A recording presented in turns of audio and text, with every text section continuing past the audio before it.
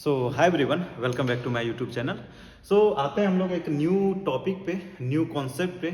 और उससे पहले हमने लास्ट टाइम क्या क्या डिस्कस किया था, जैसा कि हमने देखा था pseudo first order reaction and how to calculate order of reaction. अगर डाटा गिवन होगा तो कैसे कैलकुलेट करोगे, उसमें उससे सीबीएसई में भी क्वेश्चन आया था और कुछ क्वेश्चन सॉल्व भी किया था, कुछ होमवर्क दिया था। ठीक है, तो सेम पैटर्न से आज हम लोग स्टार्ट करते हैं न्यू कॉन्सेप्ट को। कि यहाँ पे क्या है ना कि लास्ट टाइम हमने देखा था रेट लॉ के अकॉर्डिंग थी रेट कांस्टेंट, वहाँ पे एक रेट कांस्टेंट आया था, तो वो बेसिकली टेम्परेचर पे डिपेंड करता है। तो उसी के बारे में हम लोग आज डिस्कस करेंगे। Temperature dependence of the rate of reaction. Rate जो है ना वो टेम्परेचर पे डिपेंड करता है। ठीक है, टेम्परेचर इंक्रीज करोगे तो रेट क्या होगा, डिक्रीज करोगे तो क्या होगा, उसी के बारे में हम लोग देखेंगे। ओके, तो उसको हम लोग डिस्कस करने से पहले एक इक्वेशन है। क्या इक्वेशन है? ये तुम्हारे पास आरएनएस इक्वेशन, बहुत इंपॉर्टेंट इक्वेशन है। फर्स्ट ऑफ ऑल देख लेते हैं कि आरएनएस इक्वेशन होता क्या है। So K is equal to A into e to the power minus E A by R T, ये पावर है। ठीक है, तो ये जो इक्वेशन है ये आरएनएस इक्वेशन है, ये हमें याद रखना है। इसका डेरिवेशन कुछ भी नहीं है, जस्ट एक इंपॉर्टेंट इक्वेशन है, याद रखना है। अब देखते हैं कि बेसिकली इसमें ये जो सभी टर्म्स दिख रहा है ये बेसिकली है क्या। K तुम्हारे K यहाँ पे हो जाएगा रेट कांस्टेंट। क्या बोलोगे? K is equal to rate constant. Okay, A हो जाएगा तुम्हारे पास pre exponential factor, pre exponential factor, और इसी को बोल सकते हो फ्रीक्वेंसी फैक्टर। इसी को क्या बोल सकते हैं हम लोग? Frequency factor. Okay, frequency factor also we can say Arrhenius constant. Okay, तो एक डिफरेंट है, बट ये क्या है? कांस्टेंट है एक। ठीक है, प्री एक्सपोनेंशियल कांस्टेंट या फैक्टर बोल सकते हो। ओके, नेक्स्ट है ई ए बेसिकली क्या है, इसको हम लोग आगे डिस्कस करेंगे। ई ए बेसिकली यहाँ पे क्या है? एक्टिवेशन एनर्जी है। क्या है? एक्टिवेशन। ई ए क्या हो जाएगा? Activation energy. Okay, activation energy, और इसका यूनिट याद रखना, इसका यूनिट होता है joule per mole. Okay, joule per mole. Now what about R? R is the gas constant, gas constant. इसका वैल्यू क्वेश्चन में गिवन होगा, कितना होता है? 8.314 जूल पर मोल, इसका वैल्यू गिवन होगा क्वेश्चन में। Okay, now T is the temperature, T is the temperature, ये बेसिकली क्या होगा? टेम्परेचर होगा। तो यही एक इंपॉर्टेंट इक्वेशन है, आरएनएस इक्वेशन है। ओके, तो इसको हम लोग समझते हैं वन बाय वन कि टर्म के अकॉर्डिंग कि ये इस पे क्वेश्चन कैसे कर सकते हो और क्या क्या चीजें पॉसिबिलिटी है। अब फर्स्ट ऑफ ऑल इसको थोड़ा सा एक्सपेंड करते हैं हम लोग। आरएनएस इक्वेशन को एक्सपेंड कैसे करेंगे? देखो, के हमारे पास क्या था? K is equal to A into e to the power minus E A by R T. अब देखना, वो तो एक इक्वेशन था, अब इसमें हम लोग लॉग लेते हैं, taking log both side, taking log नहीं लोगे, एलएन लेते हैं, टेकिंग एलएन बोथ साइड्स। ठीक है, जब एलएन लोगे तो ये क्या हो जाएगा बताना? एलएन के is equal to LN A into e to the power minus E A by R T. Okay, ये एक इस तरह का आएगा। अब देखो, इसको हम लोग किस तरह से एक्सपेंड करेंगे। ये एलएन ए और एलएन बी या एलएन एक्स इंटू वाई है ना। तो जब मल्टीप्लीकेशन में होता है तो वो क्या हो जाता है? एलएन एक्स प्लस वाई होता है ना। तो हम लोग इसको क्या लिख सकते हैं? एलएन के is equal to LN A plus LN e to the power minus E A by R T, यही होता है ना, यही होता है। ठीक है, एलएन एक्स इंटू वाई रखोगे तो एक्स प्लस वाई हो जाता है, LN X plus LN Y. और हमें ये भी पता है कि एलएन ई का वैल्यू कितना होता है? 1 होता है। ठीक है, और कोई भी LN X to the power Y power है ना, X to the power Y, तो वो जो पावर है वो मल्टीप्लीकेशन में हो जाएगा, तो वाई इंटू एलएन एक्स लिखोगे। Okay, Y into LN X. तो ये एक फार्मूला, मैथमेटिकल फार्मूला है। ओके, तो अब इसको हम लोग क्या लिख सकते हैं? एलएन के is equal to LN A minus हो जाएगा, ये जो पावर है मल्टीप्लाई हो जाएगा E A by R T. अब एलएन ई का वैल्यू कितना होता है? इसका वैल्यू 1 होता है। तो फाइनली तुम्हारे पास एक रिलेशन आ गया, एलएन के is equal to L N K is equal to L N A minus E A by R T. ये एल एन के केस में आ गया, चाहो तो तुम इसको लॉग में भी ले सकते हो, ठीक है। तो ये एल एन के केस में आ गया, ये बहुत इंपॉर्टेंट एक रिलेशन है, इसको तुम लॉग के केस में भी लिख सकते हो। अगर लॉग लोगे तो 2.303 से मल्टीप्लाई करना होता है, तो 2 डायरेक्ट मैं इक्वेशन लिख देता हूँ, क्या हो जाएगा, log K is equal to log A minus E A by 2.303 R T. ये भी एक लॉग के केस में इक्वेशन आ जाएगा। तुम बोलोगे ये डिवाइड कैसे किया, बेसिकली यहाँ पे 2.303 आता, इधर भी आता, तो मैं उससे डिवाइड कर दिया, तो ये दोनों तो कैंसिल आउट होगा, फाइनली ये बचेगा। ओके, तो अब इसका हम लोग ग्राफ देखते हैं कि ग्राफ किस तरह से ड्रॉ करोगे। आ जाओ, ग्राफ किस तरह से ड्रॉ करोगे। बेसिकली हमने क्या देखा, L N K is equal to minus E A by R T. तो हम लोग K is equal to L N A minus E A by R T, यही था ना। तो हमें ग्राफ किसके बीच बनाना है, ग्राफ बनाना है ग्राफ बिटवीन एल एन के वर्सेस 1/t, इसके बीच ग्राफ बनाना है। ओके, तो इसके बीच ग्राफ बनाना है तो क्या करोगे, फर्स्ट इक्वेशन पे पुट कर देते हैं, y is equal to M X plus C. तो यहाँ पे क्या हो जाएगा, ये जो तुम्हारे पास ln है ये y हो जाएगा, अब ये c होगा, है ना, प्लस mx इस तरह से। तो चलो इसका हम लोग थोड़ा सा अच्छे से लिखते हैं, ln k is equal to, अब minus E A by R जो है ना, ये क्या हो जाएगा, स्लोप हो जाएगा, और 1/t और प्लस ln a। तो यहाँ पे सभी चीजें तुम्हें दिख रहा है, क्या क्या दिख रहा है, ये y हो जाएगा, mx और ये प्लस c। तो अब स्लोप क्या है, नेगेटिव है। तो अगर तुम इसका ग्राफ ड्रॉ करोगे ना, इसका ग्राफ अगर तुम ड्रॉ करते हो तो किस तरह का दिखेगा, देखना, किसके बीच हम लोग ग्राफ ड्रॉ कर रहे हैं, ln k वर्सेस 1/t, याद रखना 1/t। ओके, तो अब यहाँ पे स्लोप नेगेटिव है, तो स्लोप नेगेटिव आ रहा है, तो ये इस तरह से होगा, ठीक है, जब स्लोप नेगेटिव आता है तो। ओके, तो अब ये स्लोप का वैल्यू क्या हो जाएगा, slope is equal to minus E A by R, okay, ये हो गया तुम्हारे पास स्लोप। अब देखो कि किसके बीच बनाया, 1/t। अब ये जो जिस पॉइंट पे ये कट किया है ना, इसको बोला जाता है इंटरसेप्ट यहाँ पे क्या हो जाएगा, ln a। तो ln वर्सेस 1/t के बीच इस टाइप का ग्राफ होगा। अगर वही तुम्हारे पास लॉग आ जाएगा तो क्या होगा, लॉग के लिए क्या हो जाएगा, जस्ट यहाँ पे डिवाइड कर देना 2.303 से, ठीक है। अगर लॉग के बीच में ग्राफ पूछेगा ना, तो ग्राफ सेम ही आएगा, इसमें कोई भी चेंजेज नहीं आएगा, बट ln को लॉग में कन्वर्ट करना होगा। तो ये क्या हो जाएगा, लॉग k बाई 1/t। तो इस के केस में कैसे ग्राफ बनाओगे, स्लोप तो वही रहेगा, नेगेटिव ही होगा, बट स्लोप क्या हो जाएगा, जब तुम ln को लॉग में कन्वर्ट करते हो तो यहाँ पे क्या हो गया था बताओ, यहाँ पे 2.303 से डिवाइड हो गया था।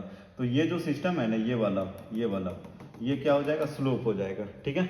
तो यहाँ पे स्लोप क्या हो जाएगा, slope is equal to minus E A by R, ये स्लोप हो गया, और जिस पॉइंट पे कट किया that is called intercept, log A, है ना। तो दोनों के केस में आ गया।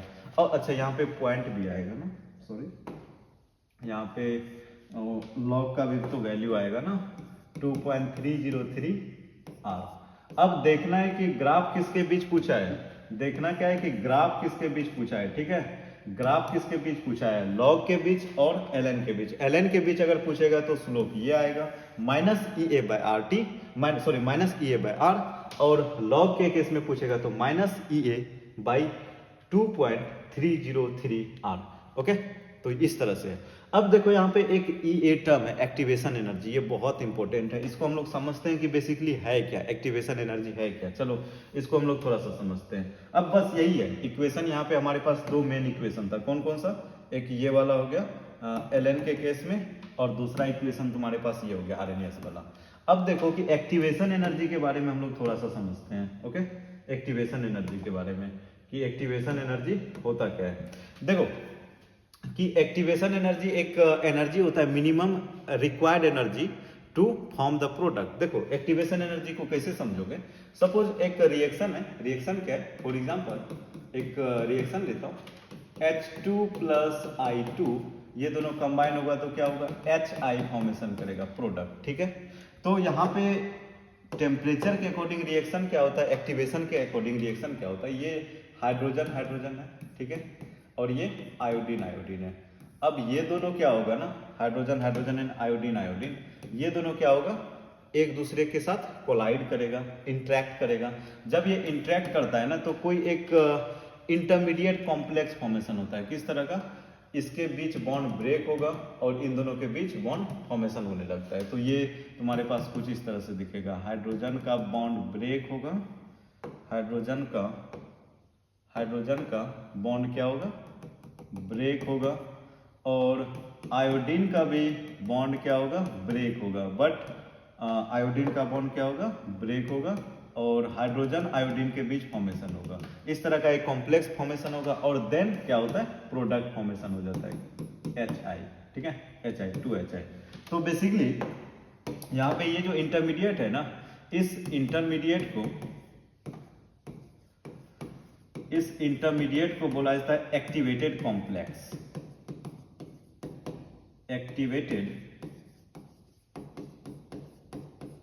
एक्टिवेटेड कॉम्प्लेक्स, ठीक है। तो प्रॉब्लम यहां पे आता है, ये जब रिएक्शन स्टार्ट होता है ना, एक एक्टिवेटेड कॉम्प्लेक्स फॉर्मेशन होता है, उसके लिए हमें चाहिए एनर्जी, ओके। तो अब कितना एनर्जी दोगे कि तुम एक्टिवेटेड कॉम्प्लेक्स फॉर्म हो जाए, इस मिनिमम सफिशिएंट एनर्जी इसमें कितना दोगे कि एक्टिवेटेड कॉम्प्लेक्स फॉर्मेशन हो जाए, उसी मिनिमम एनर्जी को बोला जाता है क्या, एक्टिवेशन एनर्जी। उसी को क्या बोलोगे, एक्टिवेशन एनर्जी, ओके। तो इसका ग्राफ कैसा बनेगा, इसका ग्राफ देखो किस टाइप का होगा।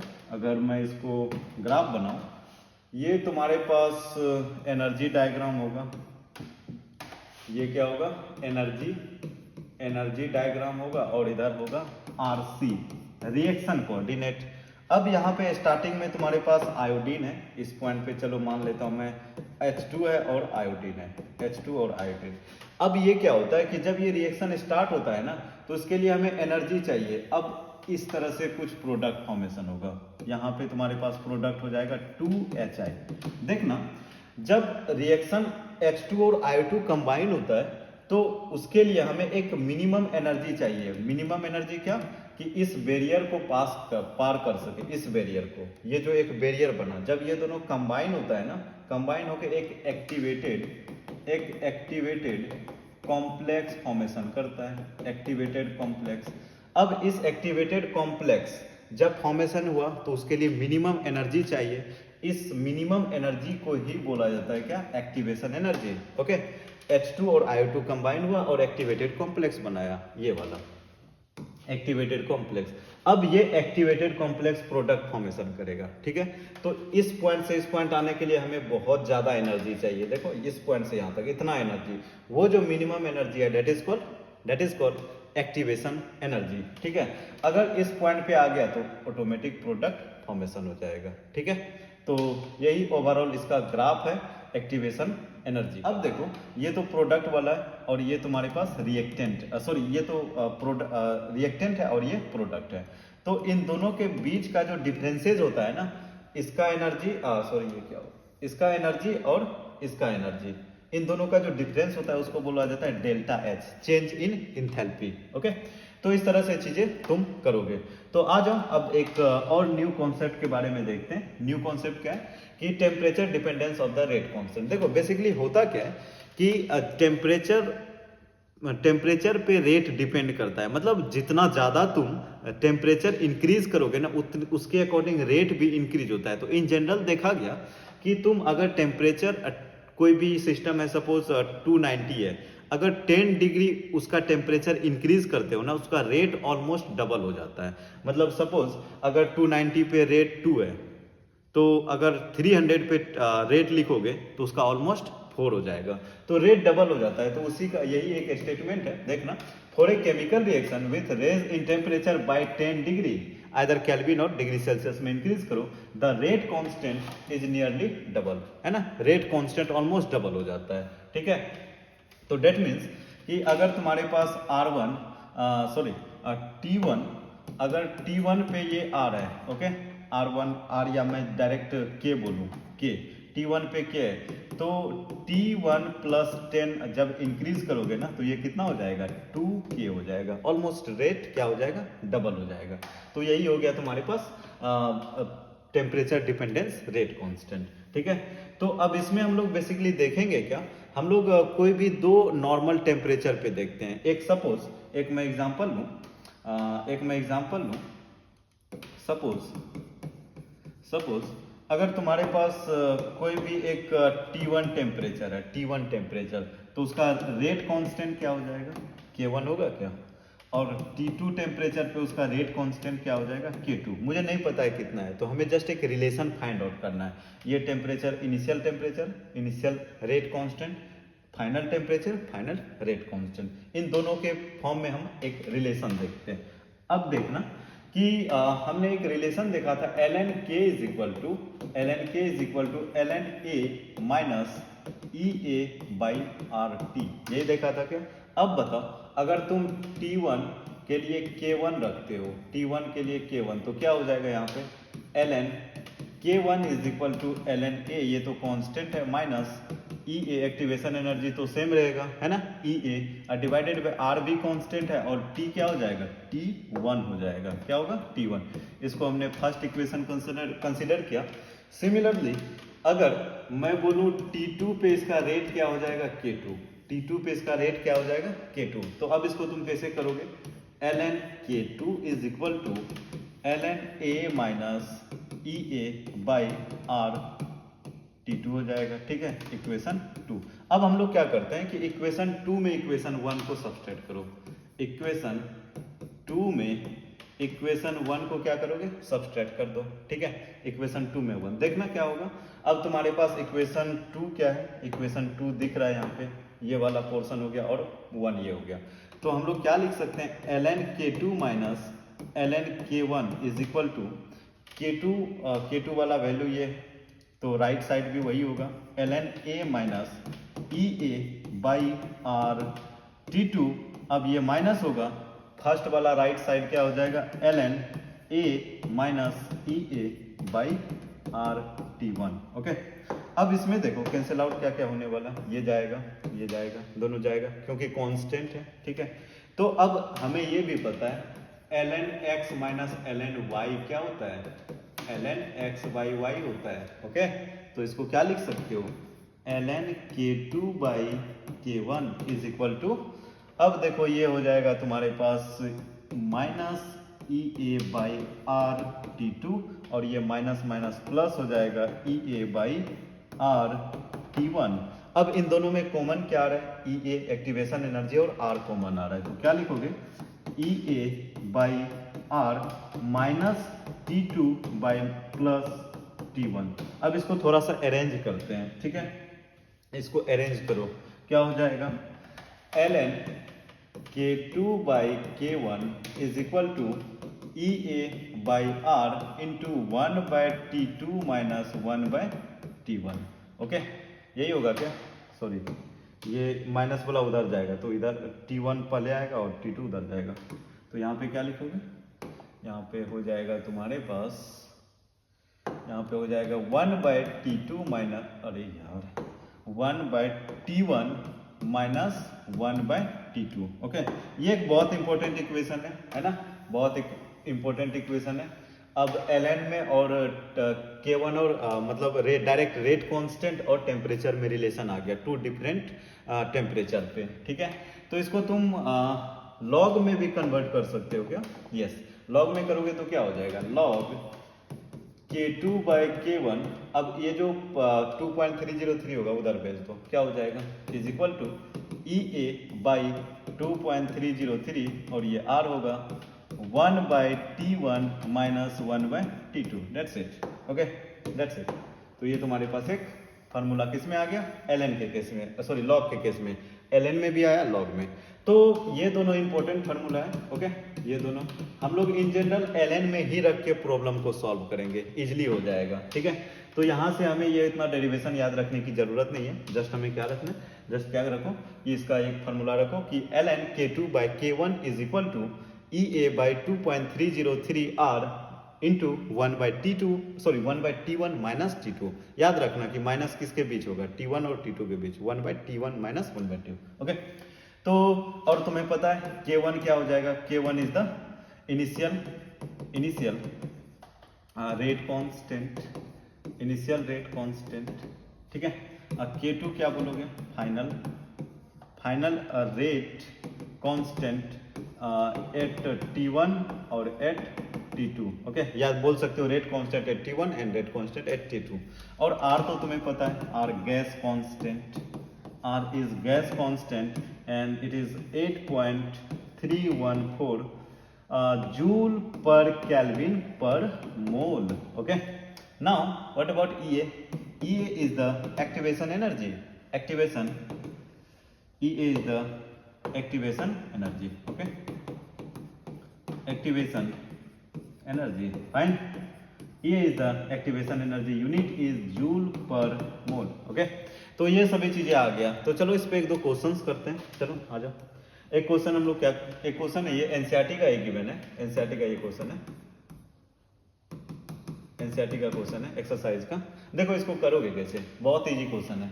देखना इसमें गिवन क्या क्या चीजें हैं। देखो इसमें रेट कांस्टेंट गिवन है, k is equal to 4.5 into 10⁻11 per second ये है, और e to the power minus 28,000 k/t है। ओके, ये इक्वेशन है। अब देखो इसमें बोल रहा है calculate the EA, activation energy calculate करने के लिए बोल रहा है। कैसे निकालोगे, कुछ इस टाइप का इक्वेशन देखा हुआ लग रहा है क्या, आर्हेनियस इक्वेशन। आर्हेनियस इक्वेशन याद करो, क्या था Arrhenius equation, k is equal to a into e to the power minus EA/RT। यही था क्या, डेफिनेटली यही था।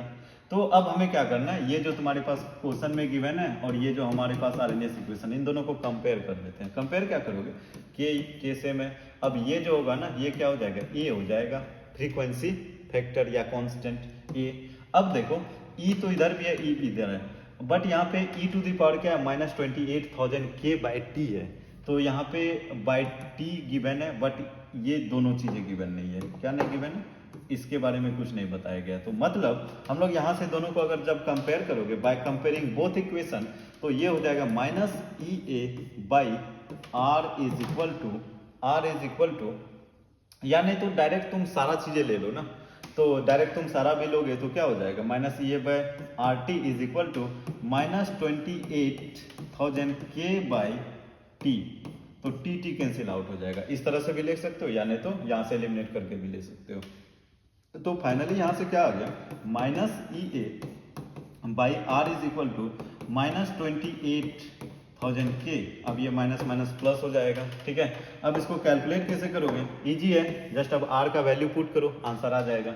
सो activation energy is equal to 28,000 और R का वैल्यू कितना होता है, 8.314। ओके, तो जब इन दोनों को कैलकुलेट करोगे ना तो एक्टिवेशन एनर्जी कितना आएगा, 28 इंटू 8,314, और इसको कैलकुलेट करने के बाद फाइनली तुम्हारे पास आंसर किस में आएगा, आंसर आएगा किसमें, जूल पर मोल में। केजी में भी निकाल सकते हो, बट 1000 से डिवाइड करना पड़ेगा। ठीक है, तो बहुत इजी क्वेश्चन था, इस तरह से कंपेयर करके निकाल सकते हो। एक और क्वेश्चन करते हैं इस पे, एक और देखो, ये सीबीएसई में पूछा गया 3 मार्क्स में। देखो ये इसमें बोला क्या गया है कि a first order reaction is 50% complete in 30 second. कितने सेकंड में कंप्लीट हो रहा है, 50% कंप्लीट हो रहा है 30 सेकंड में। 50% का मतलब यहाँ पे क्या है, हाफ लाइफ टाइम, मतलब टी हाफ यहाँ पे दिया हुआ है। 50% मतलब क्या, हाफ। जब इनिशियल कंसंट्रेशन 50% डिकम्पोज हो जाता है ना, तो उसमें जो टाइम लगता है, that is called T half. अब टी हाफ का गिवन है और टेम्परेचर भी गिवन है। कितना टेम्परेचर है, 300 केल्विन। अब बोल रहा है कि उसका टाइम जो है ना 50% कंप्लीट होने में 10 मिनट हो जाता है। कितना, 10 मिनट, जब टेम्परेचर को इंक्रीज करते हो, कितना, 320 केल्विन। तो टेम्परेचर को इंक्रीज करते हो तो इतना हो जाता है। बोल रहा है calculate the activation energy for the reaction. बहुत ईजी है, देखो कैसे करोगे। अब यहाँ पे 50% कंप्लीट का मतलब क्या हो जाएगा, 50% कंप्लीट का मतलब क्या, टी हाफ ही तो लिखोगे, उसमें कितना टाइम लगा, that is called T half. Okay, और हमें ये भी पता है कि फर्स्ट ऑर्डर में टी हाफ कितना होता है, फर्स्ट ऑर्डर में टी हाफ ln2/k, ln2/k, और इसी को बोलोगे 0.693/k।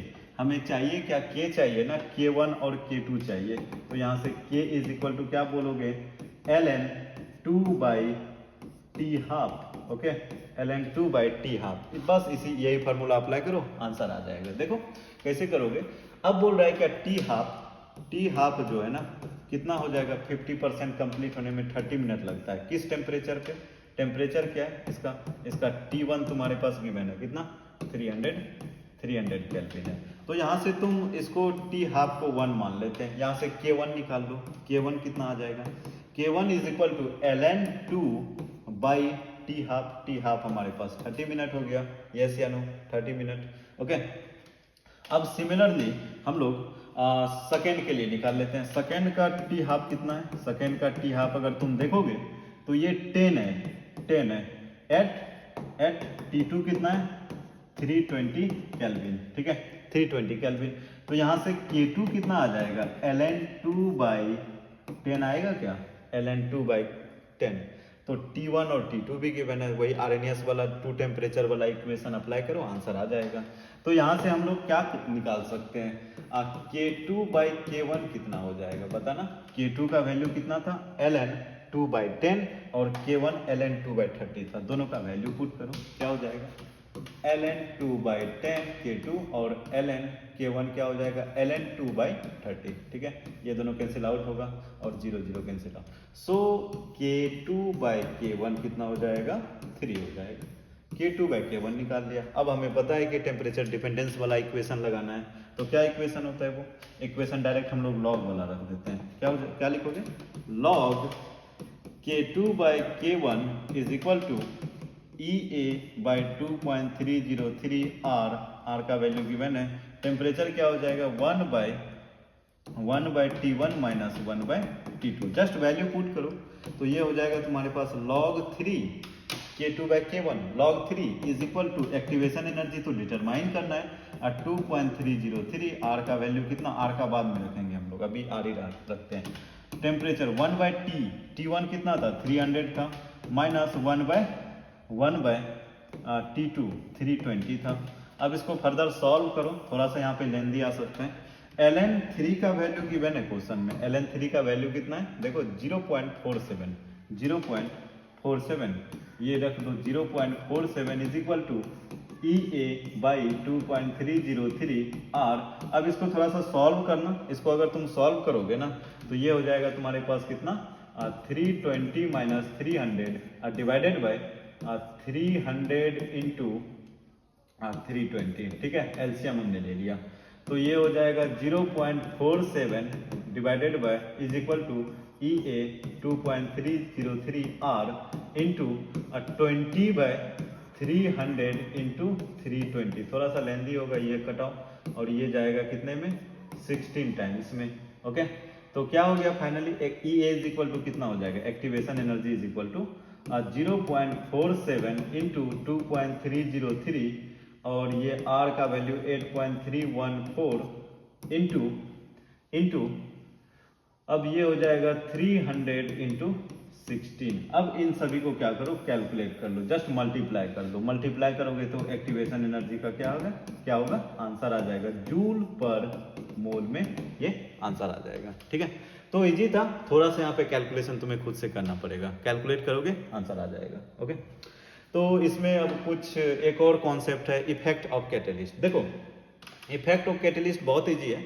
होता क्या है कि अगर तुम्हें रेट ऑफ रिएक्शन स्पीड करना है, रिएक्शन का रेट इंक्रीज करना है, तो उसके लिए हमें क्या करना होता है, टेम्परेचर इंक्रीज करना होता है। एक और कॉन्सेप्ट है, क्या है, कैटेलिस्ट। अगर रिएक्शन को फास्ट करना है ना तो कैटेलिस्ट ऐड कर दो, रिएक्शन ऑटोमेटिक फास्ट हो जाएगा। उससे क्या होता है कि उसका जो रिएक्शन है ना, रिएक्शन जहाँ पे भी होता है सरफेस एरिया प्रोवाइड करता है कैटेलिस्ट, बट रिएक्शन में पार्टिसिपेट नहीं करता है ना। कैटेलिस्ट से भी रेट ऑफ रिएक्शन क्या होता है, इंक्रीज होगा, बट ये पार्टिसिपेट रिएक्शन में नहीं करेगा। तो वही चीजें लिखा हुआ है, देख लो एक बार, बहुत इजी सा है। A catalyst speed up a chemical reaction by lowering the activation energy, okay, providing an alternative path. It does not affect the equilibrium position or constant, remains unchanged after the reaction and can be reused. Okay, catalyst are often specific to the certain reaction, मतलब कुछ specific होता है।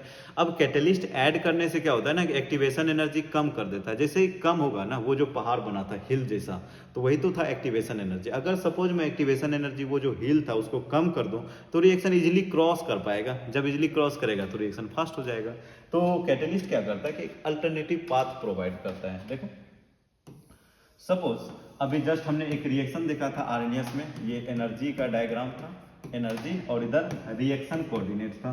तो इसमें था क्या, देखो इसमें क्या था कि इस तरह से एक प्रोडक्ट फॉर्मेशन हुआ था, कुछ इस तरह से, ओके, प्रोडक्ट फॉर्मेशन हुआ था। तो इस वाले को क्या बोले थे हम लोग, इस वाले को हमने क्या बोला था, activation energy, okay, EA, activation energy. अब बेसिकली इसमें होगा क्या, जैसे ही तुम कैटलिस्ट ऐड करोगे ना तो रिएक्शन यहीं से स्टार्ट होगा, बट ये जो हिल्स वाला एरिया है ना, ये थोड़ा सा क्या हो जाएगा, कम हो जाएगा।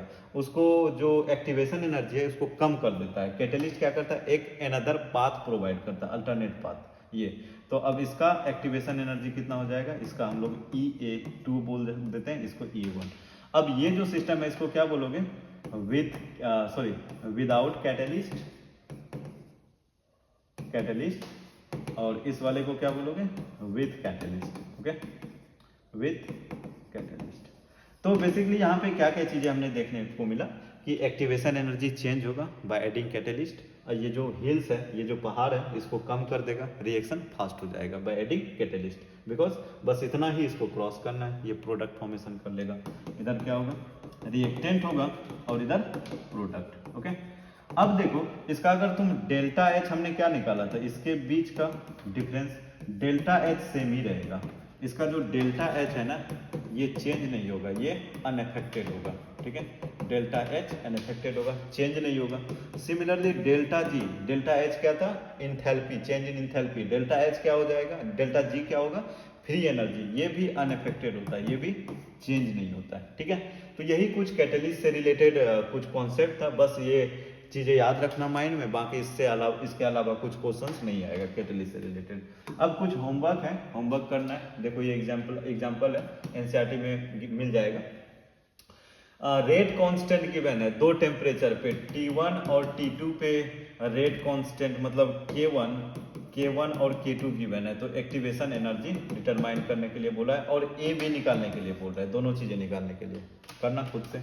नेक्स्ट क्वेश्चन है, what will be the effect of temperature on rate constant. हमें पता है क्या हुआ था, इंक्रीज हुआ था, कितने टाइम से इंक्रीज हुआ था, बाय 10 डिग्री डबल हो गया था। नेक्स्ट है एक और क्वेश्चन है, अब देखो यहाँ पे लॉग के टर्म में गिवन है, लॉग के टर्म में ये गिवन है और एक डाटा गिवन है, और बोल रहा है क्या, calculate the activation energy and what temperature will half period be this.